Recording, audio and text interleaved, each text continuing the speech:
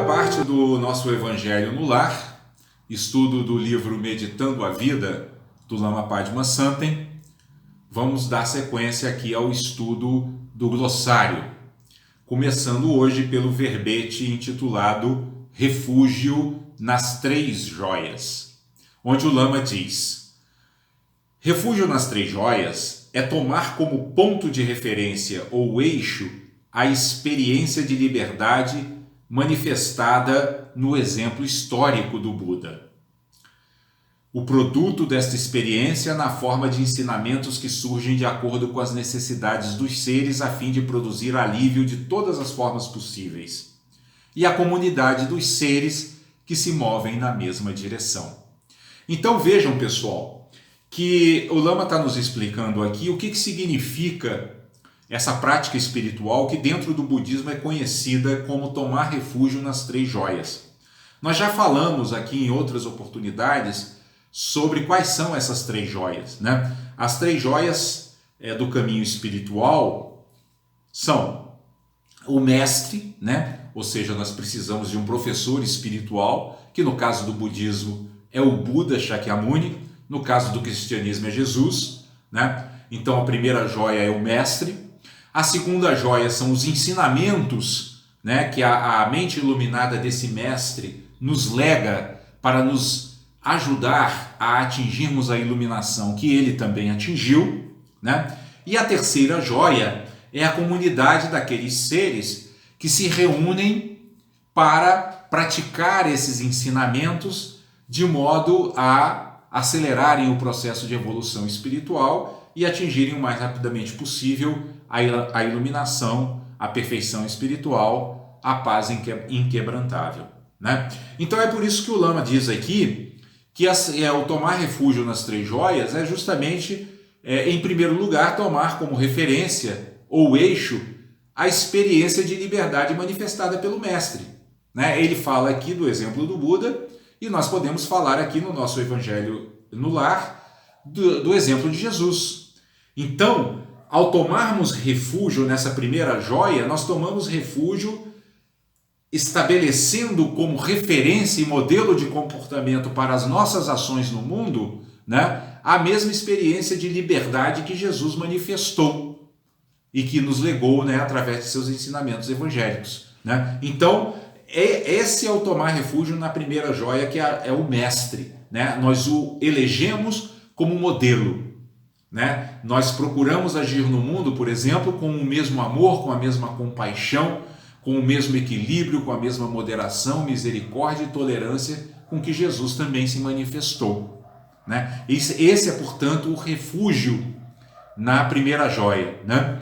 A segunda joia são os ensinamentos, que no caso nosso da doutrina espírita é o Evangelho, né? Ali no Evangelho estão todos os ensinamentos que Jesus nos legou como o caminho que, se seguido, nos levará de forma rápida, né, a atingirmos a iluminação. Então, o segundo refúgio é justamente o refúgio na joia dos ensinamentos, né? No nosso caso, a joia dos ensinamentos evangélicos que surgiram, né, na mente de Jesus, na mente iluminada de Jesus, de acordo com as necessidades que ele identificou nos seres, né, que somos nós que habitam esse planeta de provas e expiações, né?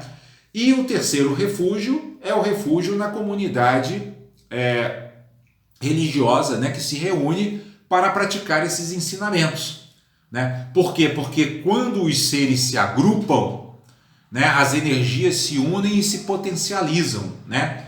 E aquilo que nós levaríamos mais tempo para alcançar isoladamente, praticando isoladamente, nós alcançaremos muito mais rápido nos conectando com nossos companheiros de comunidade religiosa, que também têm, como nós, o objetivo de trabalhar intensamente no processo de evolução espiritual e de praticar, né, com regularidade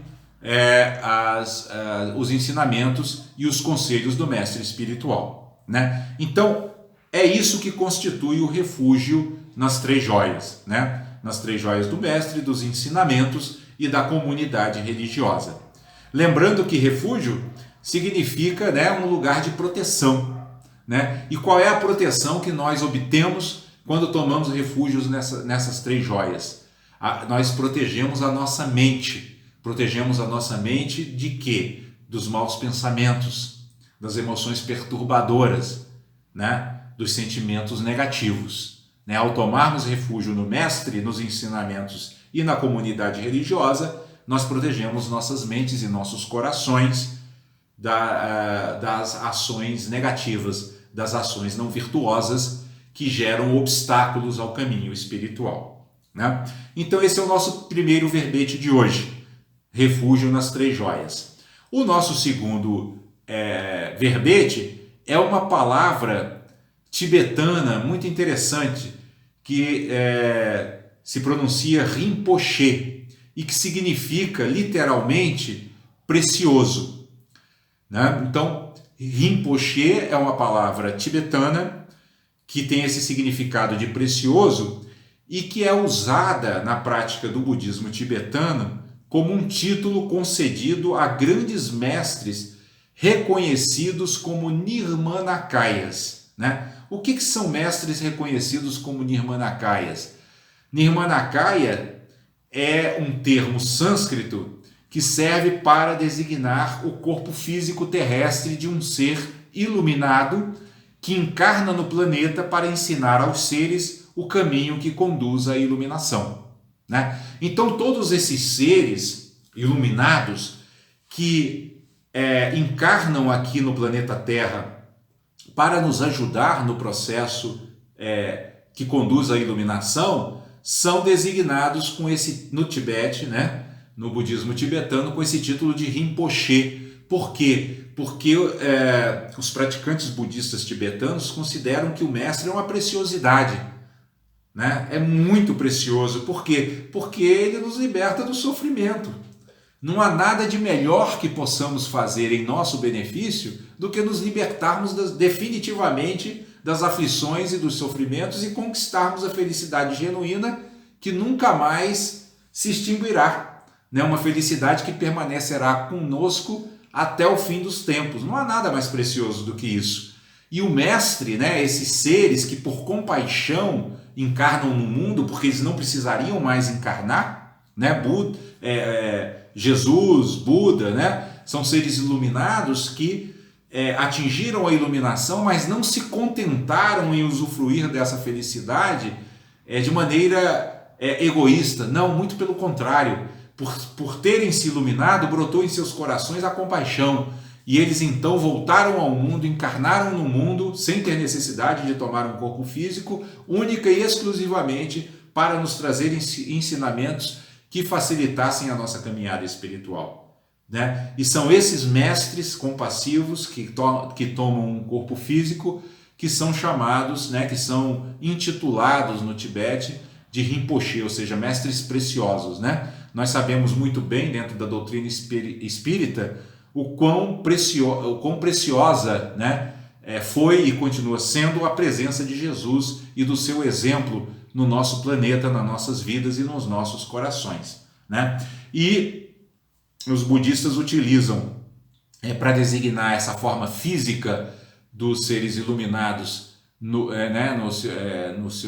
que encarnam no planeta, de Nirmanakayas. Né? Nirmanakayas, né? Ou seja, Jesus era um Nirmanakaya. Jesus, na linguagem tibetana, era um Rinpoche, né? Um mestre precioso, um espírito iluminado, compassivo, que, sem ter necessidade de encarnar no mundo, veio aqui ao planeta, tomou um corpo físico apenas para estender as suas mãos e nos ajudar a caminhar melhor no processo da evolução espiritual. Né? Então isso é o que significa o Rinpoche, precioso. Né? No verbete seguinte, o Lama vai explicar o significado de roda da vida ou samsara.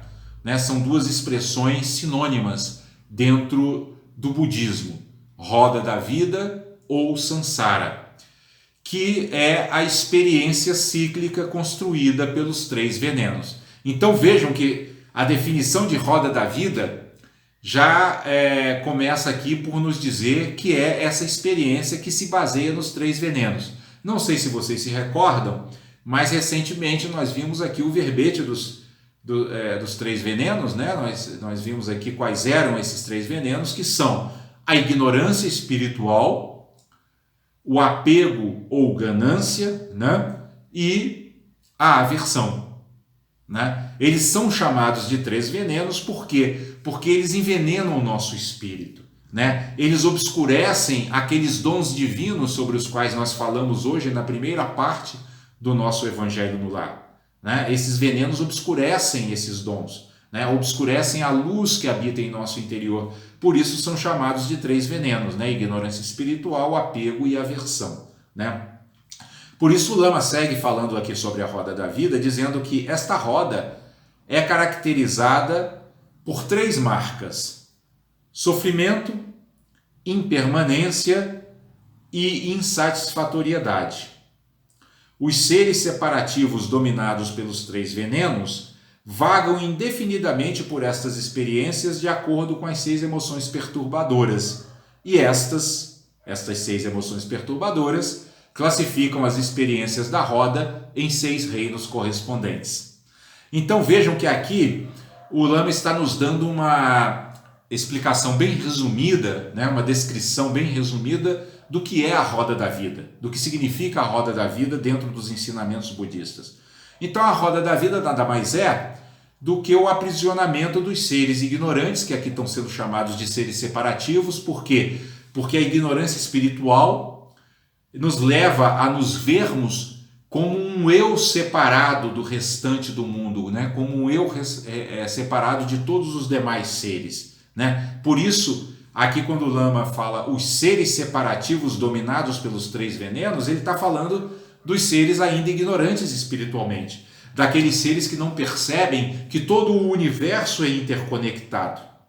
E justamente por não perceberem que o universo é interconectado, esses seres estão presos na roda da vida, que é chamada de roda da vida exatamente porque enquanto nós não nos libertamos desses venenos, né, que são a ignorância espiritual, o apego e a aversão, nós ficamos nascendo, renascendo e morrendo, né, nesse planeta, né, e passando por sofrimentos e aflições indefinidamente até que nos decidamos a seguir o caminho da libertação, né, o caminho espiritual da libertação, que no budismo é o nobre caminho óctuplo, e nos ensinamentos de Jesus é o que ele chamou de o caminho da verdade e da vida, né? Então, enquanto a gente não se decide,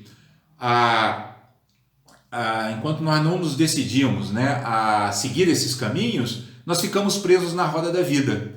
Ou seja, a ignorância espiritual, o apego e a aversão nos levam a gerar karmas em cima de karmas, né? Karmas negativos, principalmente, né? Porque são baseados nesses 3 venenos, e nós ficamos presos a essa roda, encarnando, desencarnando, encarnando, desencarnando, até que nos decidamos a iluminar nossas mentes, clarear a nossa visão, desenvolver um olhar de sabedoria através da prática espiritual que nos permita, então, nos libertarmos, né, dessa roda e entrarmos naquilo que o budismo chama de nirvana, né, que é um estado de paz interior inabalável, né, que é um estado de felicidade genuína, inalterável.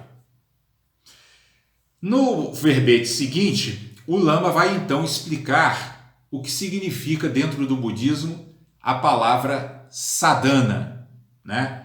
Que nada mais é do que um texto que conduz uma prática de meditação específica.